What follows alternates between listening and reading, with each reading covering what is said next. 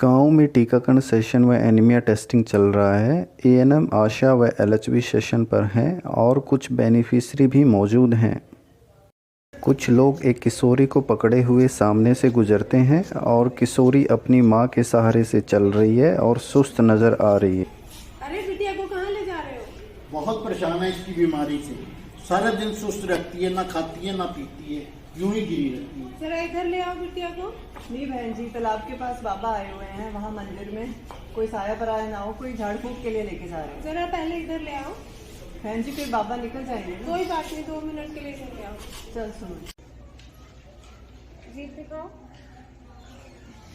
ठीक लग रहा है। मुझे इसमें एनीमिया यानी खून की कमी के लक्षण नजर आ रहे हैं। मैं जांच कर लेती हूँ।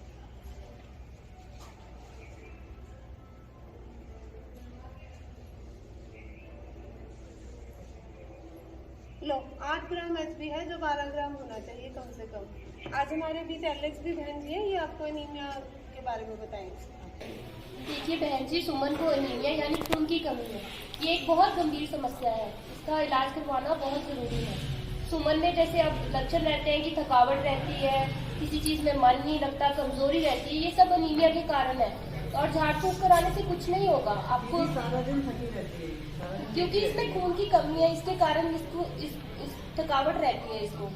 इसकी निश्चित तौर से आपको आयरन फॉलिक एसिड की टैबलेट यानी कि आयरन की गोली देनी होगी और उसके साथ ही पेट के कीड़े मारने के लिए अल्बेंडाजोल की गोली देनी होगी। तो आयरन की गोली कितने दिन देनी है और किस टाइम देनी है? आयरन की गोली सुमन को 1 गोली प्रतिदिन 3 महीने के लिए देनी होगी और खाने के साथ किसी भी टाइम दे सकते हो। सुबह दे सकते हैं? हाँ जी, सुबह दे सकते हो खाने के साथ। रहने तो बहन जी, इन गोलियों से कुछ फर्क नहीं पड़ता। आपको क्या, आपको तो सिर्फ अपना काम करना है। ऐसे क्यों कह रहे हैं भाई साहब आप? मैंने अपनी घरवाली को ये गोलियां दिलवाई थी, उसको तो कुछ फर्क नहीं पड़ा। आशा बहन जी क्या कह रहे हैं? अरे नहीं दीदी, मैं बताती हूँ। क्या बात कर रहे हो भाई साहब आप? दीदी इन्होंने गोलियां ली जरूर है लेकिन खाई नहीं है। ये बात सही है कि एचबी नहीं बढ़ा और उसके लिए गोलियां खानी भी तो पड़ेंगी। मैं जब फील्ड विजिट पे गई थी, होम विजिट पे मैं गई इनके घर, मैंने पूछा इनकी बीवी से कि बताओ कितनी गोलियां खाई हैं।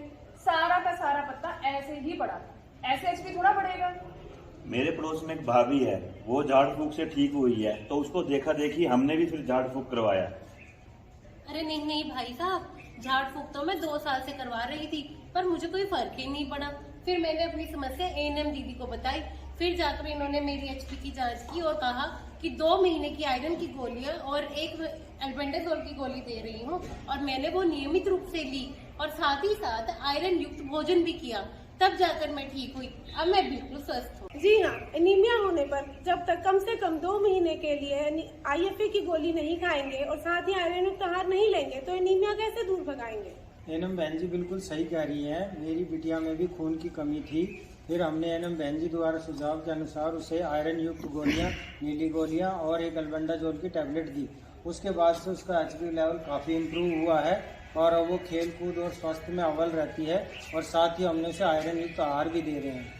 दीदी आयरन युक्त आहार में क्या खा सकते हैं? आयरन युक्त आहार में आप हरे पत्तेदार सब्जियां जैसे कि पालक, पुदीना, सरसों, चौलाई का साग ये बना सकते हैं। और इसके अलावा आप अनाज में गेहूं, बाजरा, ज्वार और दालें, चना, सोयाबीन और फलों में अमरूद, आंवला, संतरा और कीनू ये सब दे सकते हैं। ठीक है सुमन, सारी चीजें खानी है, हरी सब्जियां तो जरूर खानी है। सुमन, मैं तुम्हें आयरन की गोलियां दे रही हूँ, साथ ही पेट के कीड़े मारने के लिए अल्बेंडाजोल की गोली दे रही हूँ। इसको नियमित रूप से दवाई देनी है और 1 महीने के लिए दोबारा खून की जांच के लिए रखना है। पर दीदी ये जो दवाई है दूध से देनी है पानी से देनी है? आयरन की गोली को कभी भी आपने दूध के साथ नहीं देना, क्योंकि दूध के साथ देंगे तो फिर आयरन जो है शरीर को नहीं मिलता और बेहतर रहेगा अगर आप आयरन की गोली को पानी या नींबू पानी के साथ देंगे। ठीक है दी। और ये जो कीड़े मारने की दवाई है वो कैसे देनी है?